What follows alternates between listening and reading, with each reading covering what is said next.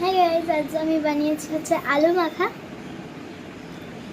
ওই আমি ভাত খাচ্ছিলাম, ভাত শেষ হয়ে গেছে, আলু মাখা ভাবছি কি করবো, পাশে তেঁতুল ছিল তাই তেঁতুলে আলু মাখা করে দিচ্ছি। প্রথমত আমি তোমরা যেমন আলু খাতে আলু সেদ্ধ দিয়ে ভাত খাও না, যেমন আলু সেদ্ধ করে নিতে হবে দুটো বা একটা, তোমরা যতটা খাবে ততটাই করবে।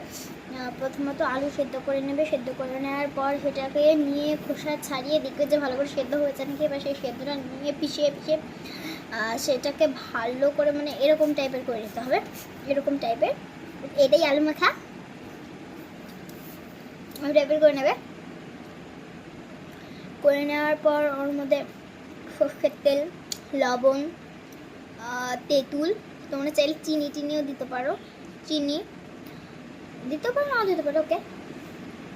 এই কটা জিনিস দিয়ে সুন্দর করে মাখাবে, আর জিনিসগুলো কিন্তু পরিমাণ মতো দেবে, সর্ষের তেল অল্প দিলেই চলবে।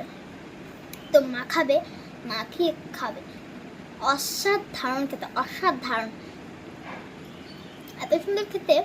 আমার তো ভাত শেষ হয়ে গেছে, এর জন্য আমি ডিম দিয়ে খাচ্ছি। এই যে ডিম ডিম ডিম দিয়ে একটু নিয়ে, অসাধারণ। তোমরা চাইলে বাড়িতে বানিয়ে খেতে পারো। বাই।